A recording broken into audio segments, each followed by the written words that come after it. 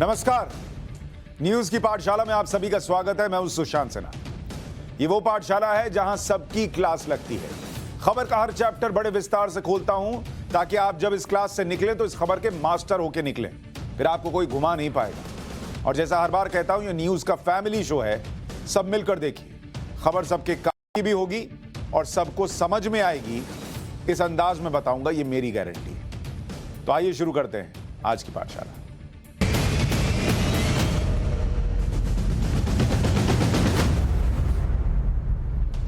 आज पाठशाला में आपके लिए क्या लेकर आया हूं? जो 26 साल में नहीं हुआ वो योगी ने कैसे कर दिया? यह प्रश्न आज पाठशाला में आपके सामने रखूंगा और इसका चैप्टर खोलूंगा कि जो 26 साल में नहीं हुआ वो योगी ने कैसे कर दिया। इसके अलावा गाड़ी काटने वाले अब कैसे कपड़ा काट रहे हैं, यह भी आपको बताऊंगा। कार चोरी की सबसे कुख्यात मार्केट का चैप्टर वो भी आपके सामने रखूंगा। वो तस्वीर दिखाऊंगा जो चीन के हजार झूठ पर भारी है। चीन का प्रोपेगेंडा बढ़ाने वाले नेताओं की क्लास भी लगी। और आखिर में हिस्ट्री की क्लास में रहीम के दोहे वाला चैप्टर। तो शुरू करते हैं आज की पाठशाला।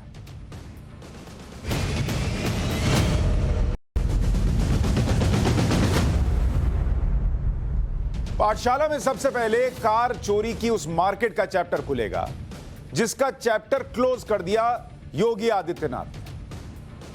जिस मार्केट का चैप्टर योगी ने क्लोज किया, आज आपको उसके बारे में बताना बहुत जरूरी है, क्योंकि यह वो घटना है जो 26 साल में उत्तर प्रदेश में नहीं हो पाई। ये जो आप कपड़े बेचते लोग देख रहे हैं, ये पहले क्या बेचते थे अभी आपको बताऊंगा तो आपको यकीन नहीं होगा। जिस मार्केट के कारोबारियों में कानून के डर की वजह से उनका हृदय परिवर्तन हो गया है। मेरठ के सोतीगंज का नाम आपने सुना होगा, नहीं सुना तो आज सुन लीजिए। यह वो मार्केट है सोतीगंज जहां चोरी की गाड़ी लाकर 15 मिनट में उसे पुर्जा पुर्जा कर देते थे। 15 मिनट बॉस। ये जो लोग आज कपड़े बेच रहे हैं, कपड़े काट रहे हैं, 2 बिलांग नीचे से छोटी कर दो, यह गाड़ियां यहां आती थी और 2 बिलांग इधर से 2 बिलांग उधर से छोटी होकर क्या बन जाती थी, एक एक पार्ट गाड़ी का यहां बिक जाता था। यानी जब तक गाड़ी का ओनर पुलिस तक शिकायत लेकर पहुंचे कि भैया हमारी गाड़ी चोरी हो गई, गाड़ी सोतीगंज मार्केट में पहुंच चुकी होती थी और उसका पुर्जा पुर्जा अलग हो जाता था। मतलब गाड़ी वाला उठाए तो बोले अरे ये मेरा बोनट है, फिर उठाए तो बोले ये मेरा चक्का है, पता ही नहीं चले। ऐसा हिसाब होता था सोतीगंज का। और चल रहा था खुले में, ऐसा नहीं छुप के चल रहा था, खुले में चल रहा था। दिल्ली एनसीआर, यूपी का कोई इलाका, हरियाणा कह लीजिए, राजस्थान कह लीजिए, उत्तराखंड कह लीजिए, आसपास के जितने राज्य हैं यहां पर, वहां अगर गाड़ी चोरी होती थी तो पहली तलाशी मेरठ के सोतीगंज मार्केट में ही होती थी। यह वही मार्केट है जिसका जिक्र प्रधानमंत्री नरेंद्र मोदी ने भी किया था। यूपी पुलिस ने कुछ दिन पहले ही इस कुख्यात मार्केट पर ताला लगवा दिया। अब यहां के कारोबारी अवैध कारोबार छोड़कर दूसरे काम धंधे कर रहे हैं। कल तक स्पेयर पार्ट्स का काम करते थे। मैं ये नहीं कह रहा हूं कि यहां जितने लोग थे वो सब चोरी का ही माल बेचते थे, कुछ ठीक भी रहे होंगे, लेकिन मोटे तौर पर सोतीगंज में यही होता था। ये सबके पास थी जानकारी। अब ये लोग कपड़े जूते बेचने का काम करते हैं या किसी और काम में लग गए और देखिए कैसे ताला लग गया है। आपको इस मार्केट के बारे में थोड़ा और बताऊं, उससे पहले सोतीगंज मार्केट के कुछ नए नवेले व्यापारियों से मिलवाता हूं। जैसे सोहेल से मिलिए। सोहेल नाम के दुकानदार को सुनिए, वो बता रहा है कि पहले कबाड़ का काम करता था। अब कबाड़ को आप ट्रांसलेट कर लीजिए कि वो कबाड़ क्या होता था। अब कपड़े का काम करता है और कबाड़ का काम फिर कभी नहीं करेगा, यह भी सोहेल कह रहा है। तो सुनिए जरा। क्या नाम है तुम्हारा? मेरा नाम सुहेल है। पहले आप क्या काम करते थे? कबाड़े का ही काम था हमारा। कबाड़े का काम था। और अब क्या कर रहे हैं आप लोग? कपड़े का काम कर रखा। कारण क्या रहा है कि काम चेंज करने का? बस काम तो चेंज करवा दिया पुलिस वालों ने, सबों ने। तो आप आगे भविष्य में दोबारा कपड़े का काम करेंगे? कपड़े का ही काम करेंगे जी, कबाड़ा का नहीं करने का। कारण क्या है? कारण कुछ नहीं है, बस यही है, बंद तो हो गया, अब क्या करना है, अब कुछ कपड़ा का ही करेंगे। योगी जी ने कर दिया कमाल। ये लोग अब कबाड़ का काम नहीं करेंगे, कह रहे कपड़े का ही काम करेंगे भैया। नहीं तो कपड़े उतर जा रहे हैं, ऐसी हालत हो गई। कानून का खौफ है। ये लोग वो होते थे इस इलाके में, ये तूती थी इनकी कि पुलिस डरती थी जाने में। आज पुलिस वहां खड़ी होकर ढोल बजा के निपटो, ये हिसाब हो गया मेरठ के उस सोती बाजार में। एक और दुकानदार को सुनिए, इनका नाम है मोहम्मद दानिश। इन्होंने बताया कि वो भी पहले कबाड़ का काम करते थे, अब कपड़े का काम करते हैं और बहुत खुश हैं। क्या नाम है तुम्हारा? मेरा नाम मोहम्मद दानिश है। मेरा कबाड़ का काम था, अब मैंने कपड़ों का काम कर लिया, अपना काम चेंज कर दिया सब। कारण क्या रहा इस काम को चेंज करने का? कारण ये एसपी साहब आए हुए हमारे, उन्होंने पूरा काम चेंज करा दिया। अब मेरा एक काम कर रहा हूँ मैं, जब भी मेरा एक नंबर का काम था, अब मैं कपड़ों का काम कर रहा हूँ। तो पहले जीएसटी में नंबर वगैरह था? जीएसटी एसटी सब थी मेरे पास, हर थी में भी जीएसटी एसटी। फिर भी क्या कहते हैं, काम बंद करना सेकेंडरी का पड़ा? काम था मेरे गाड़ी का, फिर भी काम बंद करना पड़ा? काम जब भी बंद करना पड़ा है। इस काम में संतुष्ट हैं आप जो आप कब कर रहे हैं? जी बहुत बढ़िया है, भविष्य में बढ़िया करेंगे? है। कपड़े का हाँ? काम को कबाड़े का भविष्य में लगे? नहीं, अपने गंदे का अपने कपड़ों का काम कर लिया, उसमें बहुत अच्छी कमाई है। कह रहे बहुत बढ़िया है। अरे इतना बढ़िया था तो पहले करना था ना, कबाड़ बेच के मजा आ रहा था। अब योगी आदित्यनाथ सरकार ने, पुलिस ने जब मार्केट बंद करा दिया, तब इनको कपड़ा बेचना मजेदार लग रहा है। पहले कबाड़ बेचने में मजा आता था। वक्त बदल रहा है, वक्त का पहिया घूम गया है। सोतीगंज में गाड़ी काटने का कारोबार एक साल में 1000 करोड़ रुपए का था। और लोगों से आपको मिलवाऊंगा जिनका हृदय परिवर्तन हुआ है, लेकिन पहले सुनिए ये मार्केट क्या था। सोतीगंज में रात में जब लोग सोते थे तो उनकी गाड़ियां पहुंच जाया करती थी चोरी होगी। एक साल में 1000 करोड़ रुपए का कारोबार था गाड़ी काटने का। दिल्ली, हरियाणा, पंजाब, राजस्थान, उत्तराखंड से चोरी लूट की गाड़ियां यहां काट दी जाती थी। यहां मोटर पार्ट्स बेचने की 400 दुकानें थी। किसी भी गाड़ी का कोई भी पार्ट यहां मिल जाता था। पूरे देश में जो पार्ट कहीं नहीं मिलेगा वो सोतीगंज में मिलता था। यहां दुकानों में करीब 200 उस्ताद मैकेनिक काम करते थे। उस्ताद नहीं कहते कि अरे मैकेनिक गैराज में जाइए, उस्ताद काम कर रहे हैं, उस्ताद बनाओ जरा, ये कहते हैं ना। 200 लोग थे। ये मैकेनिक कोई भी गाड़ी 15 मिनट में काट देते थे। 15 मिनट में बताइए गाड़ी काट देते थे। आप जाइएगा वहां दर्जी के पास, वो आपका नाप लेगा, 15 मिनट में कपड़ा नहीं काट पाता, ये 15 मिनट में गाड़ी काट देते थे। जब तक आप सोचेंगे कि मेरी गाड़ी कहां होगी, किस हाल में होगी, तब तक वो गाड़ी जो है उसका एक पार्ट उधर एक पार्ट इधर लेटा रहता था। हर उस्ताद मैकेनिक अपने नीचे 2 से 5 बच्चों को सिखाता भी रहता था। टैलेंट ट्रांसफॉर्मेशन, इधर से उधर टैलेंट देते थे। कुल मिलाकर सोतीगंज मार्केट में करीब 1000 लोग काम करते थे। यहां गाड़ियां काटकर कबाड़ माफिया करोड़पति बन गए। यहां के कबाड़ माफिया ऑन डिमांड चोरी भी करवाते थे। यहां के कबाड़ माफिया दूसरे राज्यों में गाड़ी चोरी गैंग के संपर्क में भी रहते थे।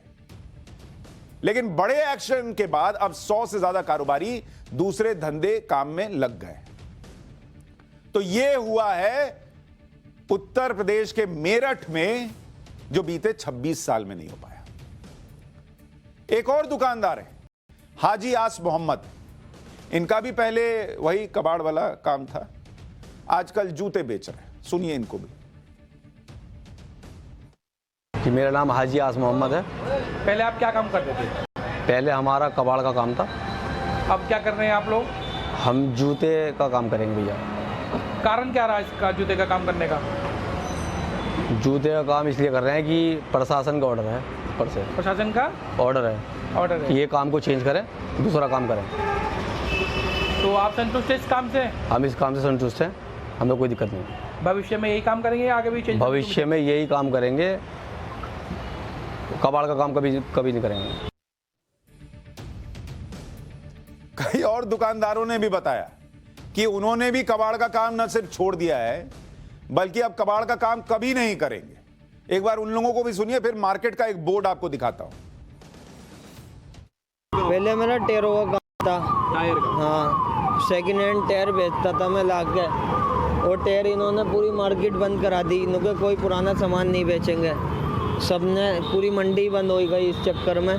जो नीचे तबके के लोग थे वो भी परेशान है इस टाइम। जो मजदूरी दिहाड़ी करते थे सब परेशान है इस टाइम।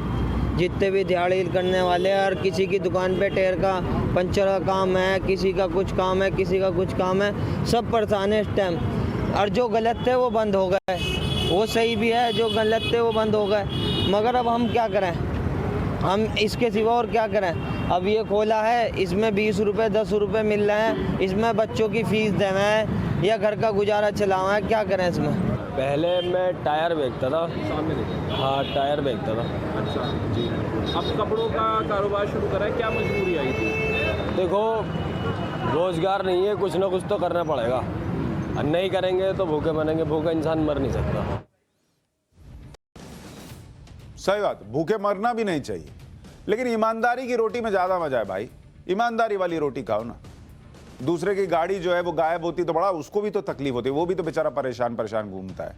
कितने लोग ईएमआई पे गाड़ी उठाते हैं, उनका सपना होता है गाड़ी खरीदना, और उधर वो सपने में खोए होते हैं, रात में उधर गाड़ी चोरी हुई, इधर सोतीगंज में गाड़ी जो है वो अलग सो जाती थी। ये वो सोतीगंज है जहां एक्शन लेने की पुलिस की हिम्मत नहीं होती थी, पुलिस पर हमले हो जाते थे। आपको ऐसी दो घटनाएं बताता हूं, आपको तब समझ में आएगा कि ये एक्शन योगी आदित्यनाथ सरकार ने जो लिया वो कितना बड़ा एक्शन है। पहली घटना 23 फरवरी 2015 की है। तब सोतीगंज में दिल्ली पुलिस की स्पेशल क्राइम ब्रांच की टीम और सदर पुलिस बड़ी छापेमारी करने पहुंची थी। वहां कबाड़ियों ने पुलिस वालों पर हमला कर दिया, उन्हें घेर कर पीटा, एक आरोपी को पुलिस की गिरफ्त से छुड़वा भी लिया और पुलिस वालों को बचाकर वहां से भागना पड़ा। यह है वो सोतीगंज और वहां का कबाड़ मार्केट, जहां के महानुभाव आज कह रहे हैं कि मेरा हृदय परिवर्तन हो गया, अब तो मैं कपड़े बेचूंगा, कबाड़ नहीं करूंगा। एक और घटना सुनिए, 16 नवंबर 2014 में भी ऐसा कुछ हुआ था। मेरठ के सदर थाने की पुलिस ने अवैध मोटर गैराज की जांच का अभियान शुरू किया। पहले ही दिन सोतीगंज के कबाड़ियों ने पुलिस वालों को घेर कर पीट दिया, पुलिस वालों को पीट दिया। पुलिस को पहले ही दिन अपना अभियान बंद करना पड़ गया। यह था वो सोतीगंज और यह था उत्तर प्रदेश का वो कार्यकाल जब पुलिस पिटती थी। अब कम से कम पुलिस का यह रसूख है कि भाई लोग कह रहे हैं कि कबाड़ का काम नहीं करेंगे। पुलिस ने कह दिया कपड़ा बेच लो, जूता बेच लो, जो बेच लो, कबाड़ का काम नहीं करेंगे। लेकिन अब सोतीगंज के कुख्यात कबाड़ माफिया जेल में। हाजी नईम उर्फ हाजी गल्ला, 70 साल का हाजी गल्ला चोरी की गाड़ियों को काटने और उनके पार्ट्स बेचने वाले गिरोह का सरगना और हिस्ट्री शीटर है। 90 के दशक में हाजी गल्ला सोतीगंज में एक मैकेनिक हुआ करता था। बाद में उसने खुद का गैराज खोलकर चोरी के वाहनों को काटकर उसके कलपुर्जे बेचने का काम शुरू कर दिया। हाजी गल्ला पर दिल्ली, यूपी, हरियाणा में कुल मिलाकर 30 से ज्यादा मुकदमे हैं। पुलिस ने हाजी गल्ला को गिरफ्तार कर जेल भेज दिया है। 3 मकान और एक गोदाम समेत 30 करोड़ की संपत्ति जब्त की जा चुकी है। 30 करोड़ यह एक मैकेनिक की संपत्ति थी, हाजी गल्ला। इसके बाद दूसरा नाम सुनिए, हाजी इकबाल। 63 साल का हाजी इकबाल भी सोतीगंज मार्केट में सक्रिय कबाड़ माफिया का सरगना है। वो पहले कभी हाजी गल्ला का करीबी भी था। अब दोनों एक दूसरे के दुश्मन है। फिल्मों में नहीं होता कि पहले साथ में शुरू किया, उसके बाद अलग अलग, दिखा होगा कि इतना फायदा है तो मैं अपना करूं, फिर राइवलरी हो गई। हाजी इकबाल का नेटवर्क दिल्ली, हरियाणा, राजस्थान तक फैला था। मेरठ के सदर थाने के हिस्ट्री शीटर हाजी इकबाल पर अलग अलग थानों में 6 मुकदमे दर्ज हैं। हाजी इकबाल को पुलिस ने गिरफ्तार कर जेल भेज दिया है। उसके 2 मकान और 10 करोड़ की संपत्ति जब्त की है। 10 करोड़ की संपत्ति। यह रौला था भाई लोगों का। पहले ऐसे खबर बता देता तो मेरी गाड़ी चोरी हो जाती, यह हाल था। बड़ा खबर बता रहा, उठाओ इसकी गाड़ी। आज कम से कम मेरी गाड़ी नीचे खड़ी है तो ठीक तो है, घर जा सकते हैं, कैब नहीं करना पड़ेगा। राहुल काला उर्फ इरफान, 44 साल का राहुल काला मेरठ के सदर थाने का हिस्ट्री शीटर है।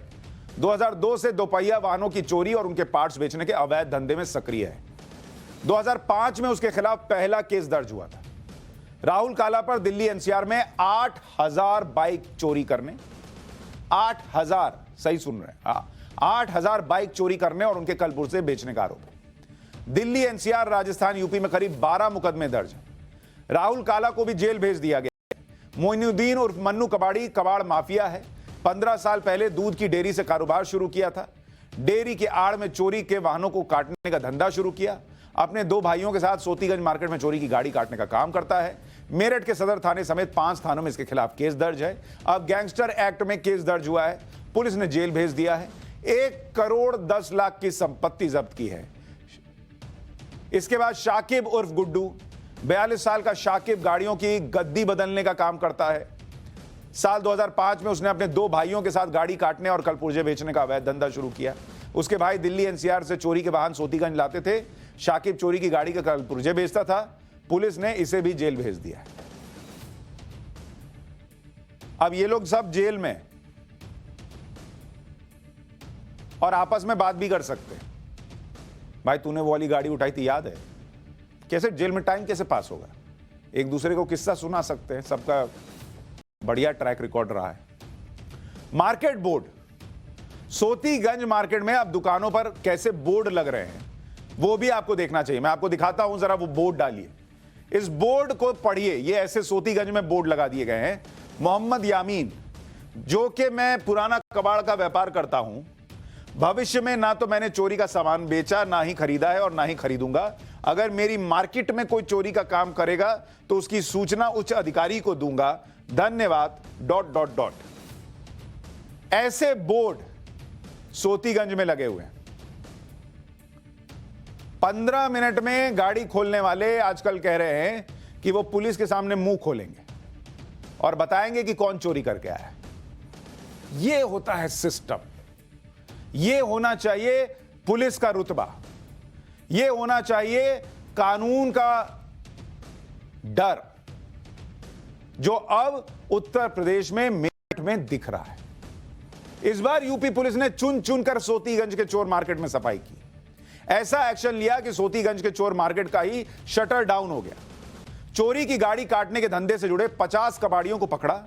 10 से 12 हजार बाइक हर साल काटी जाती थी, जो अब बंद है। 4 पहिया गाड़ियां काटी जाती थी, जो अब काफी हद तक बंद है। इस एक्शन के बाद आसपास के इलाकों में गाड़ी चोरी 70% घट गई। सभी दुकानों का रिकॉर्ड बनाया गया। जीएसटी रजिस्ट्रेशन करने के लिए कहा गया। 101 दुकानदारों को नोटिस जारी कर उनके यहां बिकने वाले सभी सामानों की जानकारी भी मांगी गई। मेरठ के सोतीगंज का इतिहास भी समझिए।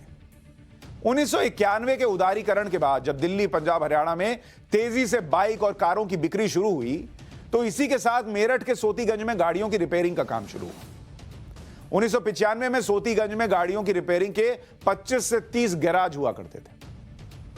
2021 आते आते 1000 से ज्यादा गैराज हो गए। और इसलिए मैंने शुरू में कहा कि सोतीगंज में हर गैराज, हर व्यापारी यही कर रहा हो, यह जरूरी नहीं है। लेकिन बहुत सारे लोग कर रहे थे, इसलिए सोतीगंज कुख्यात हो गया। सोतीगंज का कमेला कुख्यात था। कमेला वो जगह होती है जहां मांस के लिए जानवरों को काटा जाता है। सोतीगंज में उसी तरह चोरी की गाड़ियों के पुर्जे पुर्जे कर दिए जाते थे। हर दिन 10 से 20 चोरी की गाड़ियां यहां कटकर दुकानों पर खुलेआम पार्ट्स बेचने के लिए टंगी रहती थी।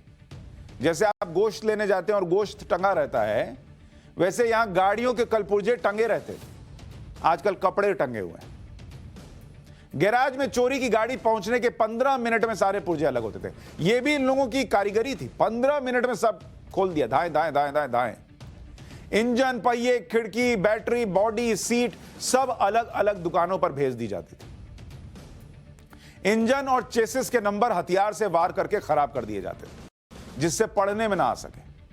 चोरी की गाड़ियां को सोतीगंज लाया जाता। वहां छोटी कार के 20 से 30 हजार और बड़ी गाड़ी के 80 हजार से 1 लाख रुपए दिए जाते थे। सोचिए, आप जिस गाड़ी की ईएमआई भरते भरते मरते थे, वो यहां 80 हजार और लाख रुपए में बिक जाती थी। फिर उन कारों के कलपुर्जे अलग किए जाते। चोरी की गाड़ियों के पार्ट्स बेचकर कबाड़ कारोबारी 20 से 30 गुना मुनाफा कमाते थे। मेरठ के सोतीगंज मार्केट का जिक्र प्रधानमंत्री भी कर चुके हैं। उन्होंने 18 दिसंबर को शाहजहांपुर की रैली में कहा था कि मेरठ के सोतीगंज में देश भर की चोरी की गाड़ियां कटती थी। दशकों तक ऐसा चला। किसी सरकार की एक्शन लेने की हिम्मत नहीं हुई, पर योगी सरकार ने एक्शन लिया और अवैध बाजार बंद करवा दिया। सुनिए एक बार पीएम ने क्या कहा था।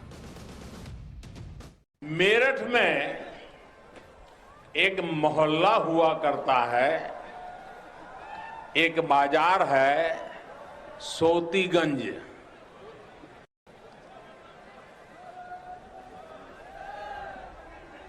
ये सोतीगंज देश भर में कहीं भी गाड़ी की चोरी हो,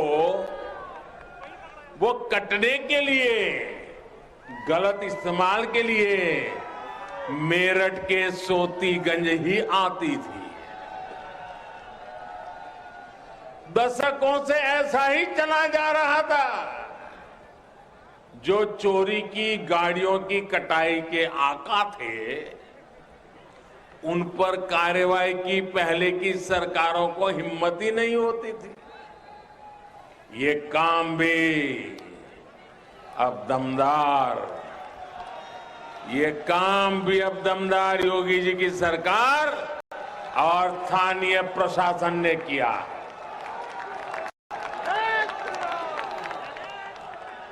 अब सोतीगंज का एक काली बाजारी वाला बाजार बंद कर दिया गया है। भाई और बहनों, जिनको माफिया का साथ पसंद है, वो माफिया की ही भाषा बोलेंगे। हम तो उनका गौरवगान करेंगे जिन्होंने अपने तप और त्याग से इस देश को बनाया है। आजादी का अमृत महोत्सव इसी भावना का प्रतीक है। प्रधानमंत्री जो कह रहे हैं वो बिल्कुल ठीक कह रहे हैं। ये बदलाव हुआ है और उसी उत्तर प्रदेश की पुलिस ने किया है जो किसी जमाने में पिट कर आ गई।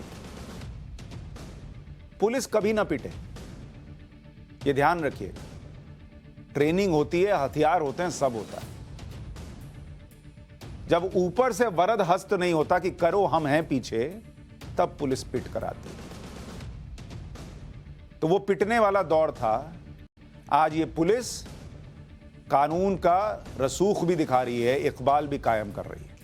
और इकबाल की बात कर रहा हूं तो एक और चीज बता दूं, हाजी इकबाल की एक तस्वीर अभी ग्राफिक्स में गड़बड़ चल गई है, तो उसके लिए माफी मांग लेता हूं, वो ठीक करा दूंगा। लेकिन ये जो मेरठ में 26 साल में चीजें बदली हैं, इसके बारे में सोचिएगा कि क्यों नहीं बदल सकती थी और क्यों नहीं बदली गई और अब कैसे बदल गई। अगर बदल सकती थी तो पहले भी बदल सकती थी। मेरठ के चोरों की बात तो हो गई। चोर चोरी से जाए, सीना जोरी से ना जाए। लेकिन सीना जोरी करने वाला चोर जिसके बारे में चर्चा बड़ी जरूरी है, वो कभी कभी पड़ोस में बैठा मिल जाता है। चीन के दुष्प्रचार का भारत ने जवाब दिया और जवाब दिया है गलवान की 2 तस्वीरों से। और एक एक तस्वीर चीन के 1000 झूठ पर भारी पड़ी। आपको गलवान की वो तस्वीरें देखनी चाहिए जहां तिरंगा लहरा रहा है। ये गलवान घाटी की तस्वीरें हैं। ये 1 जनवरी की तस्वीरें हैं। गलवान घाटी की तस्वीरें जहां भारतीय फौजी तिरंगे के साथ खड़े हैं और उनके हाथ में आधुनिकतम बंदूकें हैं। तस्वीर में भारतीय सेना के जवान दिख रहे हैं, हथियारों से लैस। 30 जवान हैं। नए साल के मौके पर तिरंगा फहराया गया। एक तिरंगा जवानों के हाथ में है, एक तिरंगा भारतीय चौकी पर लहरा रहा है। पहाड़ और बर्फ नजर आ रही है, यह ध्यान रखिएगा। भारतीय सेना की तस्वीरों को चीन के फर्जी वीडियो के 3 दिन बाद जारी किया गया। चीन ने एक वीडियो के जरिए प्रोपेगेंडा फैलाया। आपको जरा तस्वीर दिखाता हूं, चीन के प्रोपेगेंडा वाली तस्वीर। जरा उसको डालिए यहां पर कि चीन ने कौन सा प्रोपेगेंडा वाला वीडियो डाला था। अब इसको देखिए जरा। चीन ने यह वीडियो डाला था ये कहते हुए कि भाई हम जो है वो गलवान में अपना झंडा फहरा रहे हैं। ठीक है, मान गए कि वो गलवान में झंडा फहरा रहे हैं। एक भी ड्रोन से शॉट लिया है, लेकिन एक भी ड्रोन से ऐसा शॉट नहीं लिया जिसमें कि नजर आ जाए कि कहां का लोकेशन है। अच्छा, इसमें अगर आप गौर से देखेंगे आपको कहां बर्फ नजर आ रही है। थोड़ी बहुत जो बर्फ कहीं आगे पीछे नजर आ रही है, इधर देखिए पूरा खाली है, सपाट है। कहीं बर्फ आपको नजर आ रही है? नहीं नजर आ रही। लेकिन इस वीडियो को लेकर यहां पॉलिटिक्स शुरू हो गई कि बताइए भारत के एरिया में घुस गए और यहां पर चीन ने अपना झंडा फहरा दिया। मोदी जी हमला कर दीजिए। क्या क्या नहीं हुआ। अब जरा दोनों एक साथ डालिए तो आपको समझ में आएगा कि अगर यह भारत का एरिया होता, भारत के एरिया में आप देखिए यहां तिरंगा है और यह चीन का झंडा है। इतना सा मामूली सा बर्फ दिख रहा है और पूरा सन्नाटा पसरा। और भारत के एरिया में देखिए पूरा बर्फ ही बर्फ है। तो अगर ये भारत के एरिया में चीन ने अपना झंडा फैलाया होता तो उनके पीछे जो ये सन्नाटा पसरा है, ये पूरे एरिया जो है वो खाली पड़ा हुआ है, देख लीजिए सूखा पड़ा हुआ है, कोई बर्फ नजर नहीं आ रही। वहां बर्फ क्यों नहीं है? अरे भाई, गलवान घाटी कोई गली मोहल्ले की सड़क नहीं है कि इधर से निकले और वहां तक गए 100 मीटर में खत्म हो गई। कई सौ किलोमीटर का एरिया है, उसमें चीन का अपने एक तरफ पे हिसाब है, दूसरी तरफ भारत का हिसाब है। लेकिन यहां लोगों को देखना ही नहीं है। चीन ने प्रोपेगेंडा वीडियो डाला और हमारे यहां लोग शुरू हो जाते हैं, जबकि अंतर साफ है। गलवान में तिरंगे के साथ भारतीय जवान नजर आ रहे हैं, लेकिन यहां कुछ और ही चला। गलवान घाटी में भारतीय जवानों के पास अब अमेरिकी असॉल्ट राइफल्स हैं, जिन्हें सिग सॉर 716 असॉल्ट राइफल कहा जाता है, जो अमेरिकी कंपनी सिग सॉर बनाती है।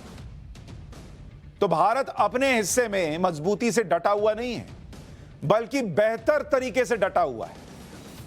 भारतीय फौज न सिर्फ ठंड झेल रही है, बल्कि चीन को इतना परेशान कर रही है कि उनको प्रोपेगेंडा करना पड़ रहा है।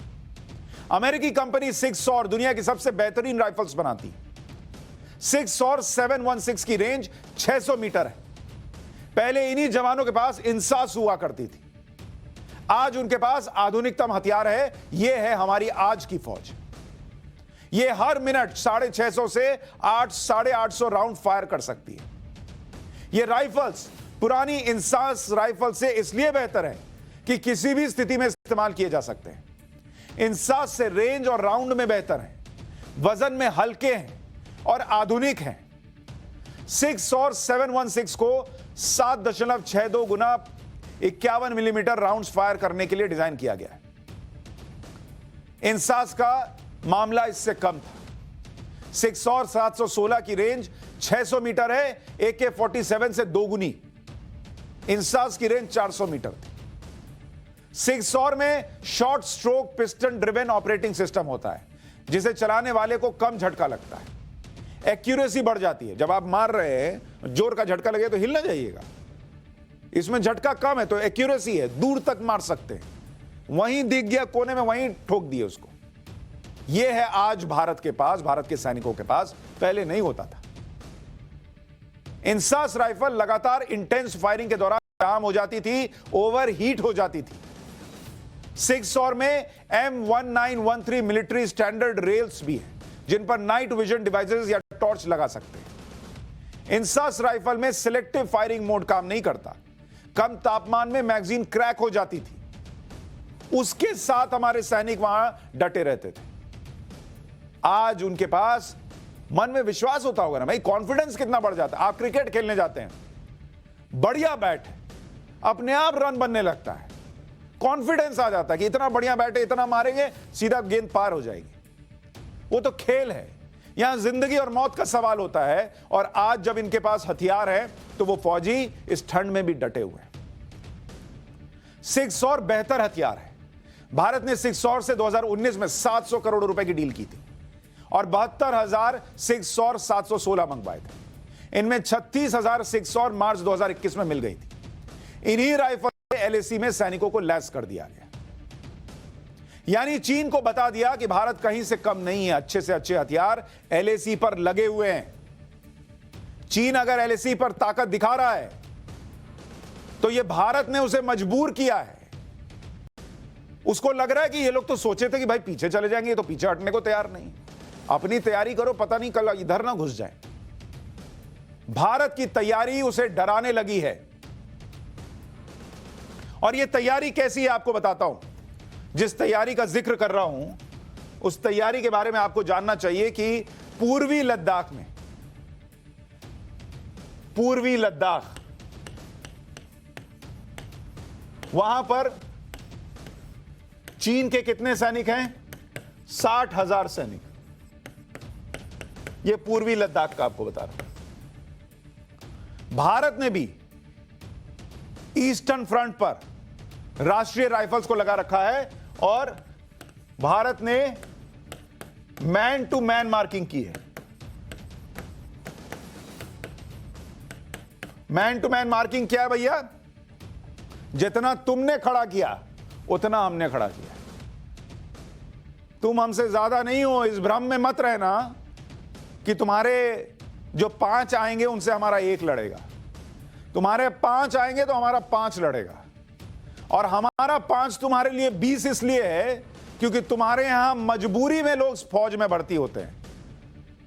उनको किसी युद्ध की ट्रेनिंग नहीं है, प्रोपेगेंडा से हवा पर बनाते हैं। हमारे यहां युद्ध की ट्रेनिंग भी है और यहां लोग देश के लिए मर मिटने के लिए आते हैं, जज्बा अलग है। तुम्हारे यहां पकड़ पकड़ के रोते हुए सैनिकों को बस में बिठाकर भेजना पड़ता है, हमारे यहां घर वाले रोते हैं कि जल्दी आना। सैनिक जो है वो मुस्कुराता हुआ जाता है, ये जानते हुए कि लौटेगा कि नहीं। यह फर्क है भारत और चीन के सैनिक। चीन पूर्वी लद्दाख में एलएसी के पास नई रोड पुल बना रहा है, यह भी खबर आई।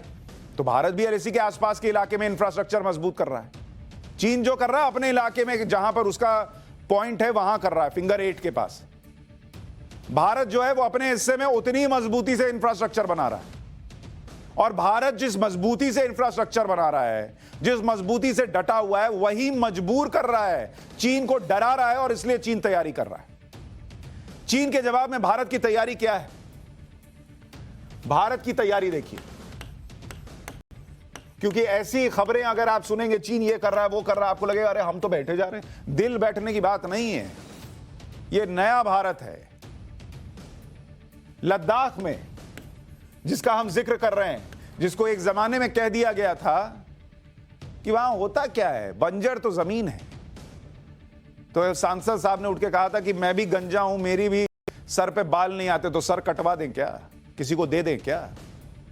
उस लद्दाख में सड़कों का जाल बन रहा है। चीन ऐसे ही परेशान नहीं है, उसकी हालत ऐसे ही खस्ता नहीं है। 32 सड़कें जिनका निर्माण वहां चल रहा है या इसमें से पूरा हुआ है। कुल 73 सड़कों का निर्माण होना है, 73 सड़क बननी है। 12 सड़कें सीपीडब्ल्यूडी बना रही है, 61 सड़कें बीआरओ काम कर रही है। 28 दिसंबर जो लोग चीन में पुल बनने पर हंगामा कर रहे हैं वो यह ध्यान रखें कि 24 पुल और 3 रोड, इनका उद्घाटन हुआ, भारत ने किया। कहां किया? चीन और पाकिस्तान पर रक्षा मंत्री ने जाकर किया था। 24 पुल और 3 रोड। हम बैठे नहीं हैं भाई, हम भी कर रहे हैं। इनमें 5 पुल और 2 रोड लद्दाख में बनाए गए, उद्घाटन भी हो चुका है। भारत ने उन सभी विकल्पों को तैयार रखा है जिसमें ज्यादा सैनिकों की जरूरत पड़े तो तुरंत पूरा किया जा सके उस जरूरत को। भारत ने भी चीन की तरह बड़े पैमाने पर सर्विलांस ड्रोन तैनात किए हैं जिससे बफर इलाके में निगरानी रखी जा सके।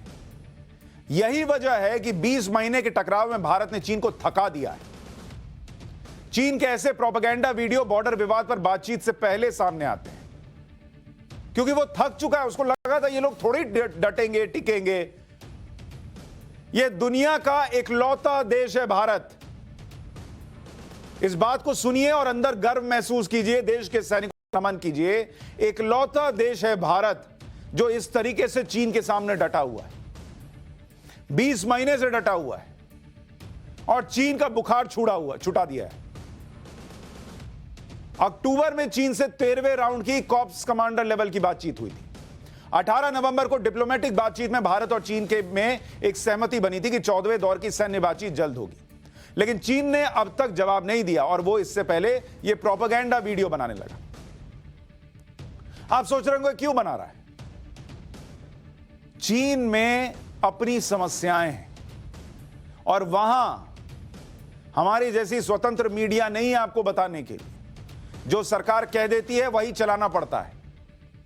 तो लोगों में जो गुस्सा है उसको शांत करने के लिए ऐसा प्रोपेगेंडा वीडियो फैलाया जाता है कि देखो हमने गलवान में अपना झंडा फहरा दिया। वो उधर करते हैं, समझ में आता है। इधर क्यों होता है भाई? चीन कैसे प्रोपेगेंडा में हमारे देश का एक वर्ग और कुछ नेता या तो फंस जाते हैं या फिर ऐसे जानबूझ के करते हैं, यह प्रश्न लोगों के मन में है। राहुल गांधी ने ट्वीट किया था 2 जनवरी को, हमारा तिरंगा गलवान में अच्छा दिखता है, चीन को जवाब दिया जाना चाहिए, मोदी जी चुप्पी तोड़ो। यह मोदी जी की चुप्पी और बोलने का प्रश्न नहीं है, यह देश के उन जवानों के मनोबल का प्रश्न है जो गलवान घाटी में इतने महीनों से टिके हैं। जिस ठंड को नेता बर्दाश्त नहीं कर पाएंगे उस ठंड में टिके हैं। और एक दिन चीन का एक प्रोपेगेंडा वीडियो आता है और इसी देश के नेता कहने लग जाते हैं कि अरे ये देखिए चीन ने क्या कर दिया। आपको विश्वास नहीं है अपनी फौज पर? जब वो गलवान घाटी की झड़प हुई थी, वो लोग ऐसे रॉड लेके आए थे जिसमें ऐसे कोना कोना निकला हुआ था। भारतीय सैनिकों ने निहत्थे मारा था उनको, हाथ से मारा था, क्योंकि गोली चलाना अलाउड नहीं था। दोनों के बीच यह समझौता था, दोनों देशों के बीच। यह भारत का सैनिक है। और राहुल गांधी जो लिख रहे हैं, उनके ही पार्टी के लोग उनको कॉन्ट्राडिक्ट करते हैं। अभिषेक मनु सिंह भी कांग्रेस के नेता हैं, उन्होंने ट्वीट किया कि भारतीय मीडिया से आग्रह करूंगा कि सीसीपी और ग्लोबल टाइम्स की प्रचार मशीनरी को गंभीरता से न ले, वे और कुछ नहीं, विशेष रूप से डिजिटल युग में एक मजाक है। सर, भारतीय मीडिया गंभीरता से नहीं ले रहा है, राहुल गांधी गंभीरता से ले रहे हैं। आपको उनको बताना और समझाना होगा कि राहुल जी मेरा फोन उठाइए, मेरा मैसेज पढ़िए और इसको गंभीरता से मत लीजिए। हम तो यही बता रहे थे कि गंभीरता से नहीं लेना है, हमको ही टारगेट कर दिया जाता है कि बताइए ये फलाना मीडिया है, ये उनकी समर्थक मीडिया है, देश के खिलाफ जाके ऐसा बोल रही है। अच्छा, कांग्रेस नेता मिलिंद देवड़ा ने भी चीनी प्रोपेगेंडा की हवा निकाल दी। उन्होंने लिखा कि चीन की अंतर्राष्ट्रीय साख पर पहले से ही बट्टा लगा हुआ है, क्योंकि उसने कोविड-19 की उत्पत्ति पर सफाई देने से इनकार कर दिया है। बीजिंग के दुष्प्रचार अभियान के बावजूद जवानों को 1.4 अरब भारतीयों का पूरा भरोसा है। चीनी आक्रमण का मुकाबला करने के लिए जवानों को भी खुली छूट दी जानी चाहिए। ये बातें राहुल गांधी को भी तो सुननी चाहिए, ये बातें मल्लिकार्जुन खड़गे को भी तो सुननी चाहिए। चीन अगर फिंगर 8 पे कुछ कर रहा है तो भारत के सैनिकों के मनोबल और उनको जो समर्थन मिल रहा है उसने उसे मजबूर कर दिया कि तैयारी करो, इनके सामने मजबूत नहीं रहेंगे तो ये तो चढ़ जाएंगे। इसमें हमारा गर्व है। ये सब कब महसूस कीजिएगा? खैर, अब पाठशाला में सोशल साइंस की क्लास में सावित्रीबाई फुले का चैप्टर।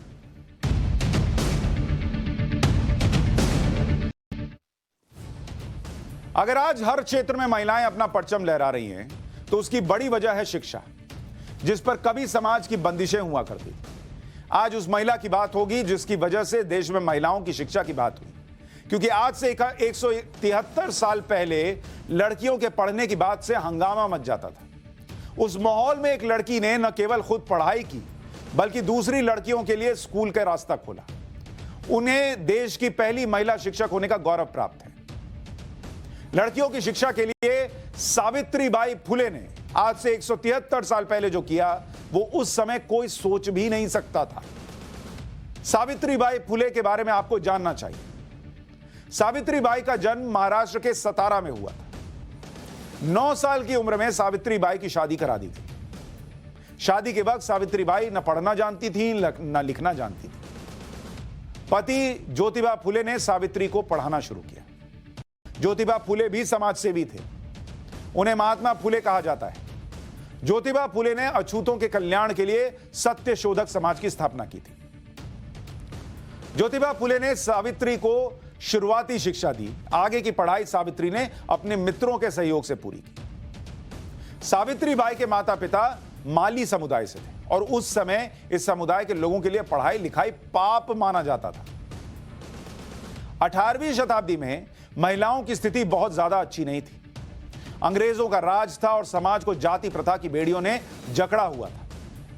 ज्योतिबा फुले ने लड़कियों के लिए अलग स्कूल खोलने के बारे में सोचा, लेकिन उन्हें लड़कियों को पढ़ाने वाला कोई मिल ही नहीं रहा था। अब आप जिस चीज को पाप मानिएगा उसमें कौन हिस्सा लेगा?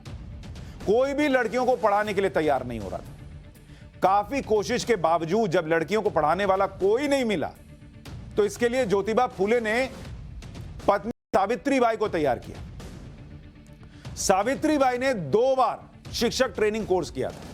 पहला कोर्स अहमदनगर में अमेरिकी मिशनरी सिंथिया की संस्था से किया और दूसरा कोर्स पुणे के एक सामान्य स्कूल में किया।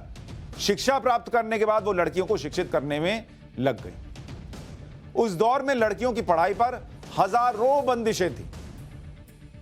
आज की तारीख में आप सुनते हैं कि सीबीएसई के नतीजे आए, बोर्ड के नतीजे आए, लड़कियां लड़कों से बेहतर रिजल्ट ला रही हैं। वो दौर ये नहीं था।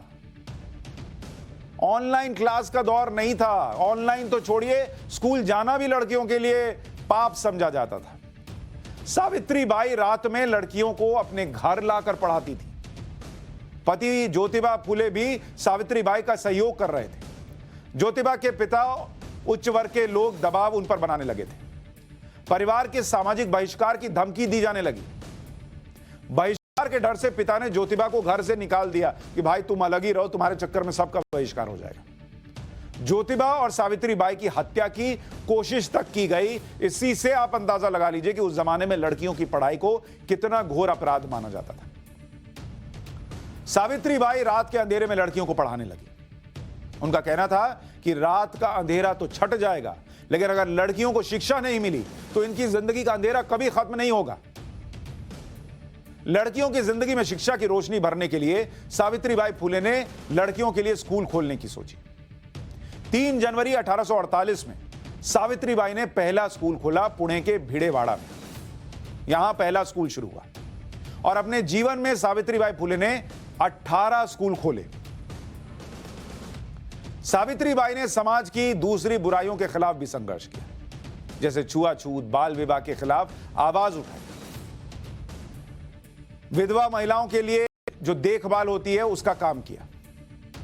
छुआछूत खत्म करने के लिए सावित्रीबाई ऐसे लोगों को अपने घर में रखती थी। वो उनको खुद पानी पिलाती थी। दूसरों से कहिएगा कि ये करो, छुआछूत छोड़ो, तो पहले खुद करना होगा ना। तो सावित्रीबाई वो पहले खुद करती थी।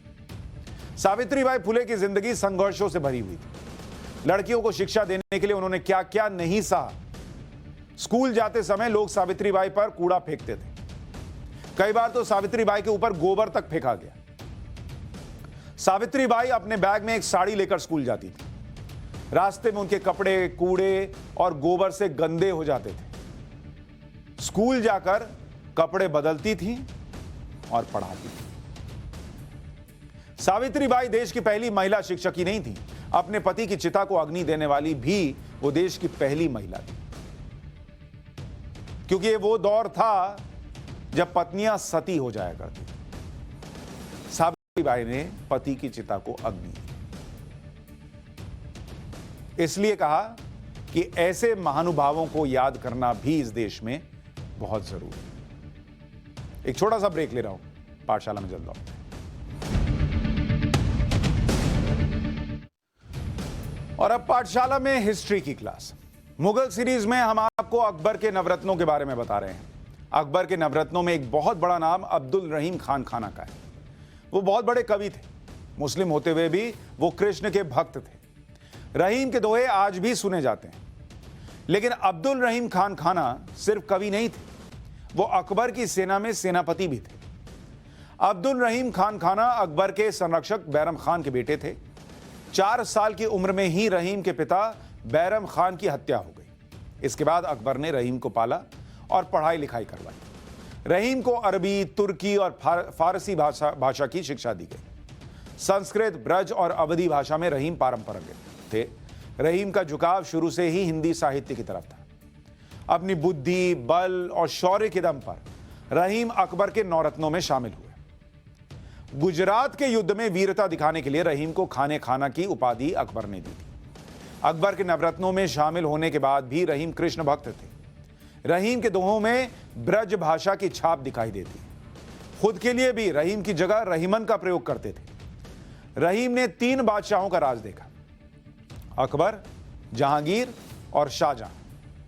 जहांगीर के जमाने में एक वक्त ऐसा भी आया जब उत्तराधिकारी की लड़ाई में शाहजहां का साथ देने के लिए रहीम से खान खाना की उपाधि छीन ली गई और वो राजा जैसे जीवन से फकीर बन गए।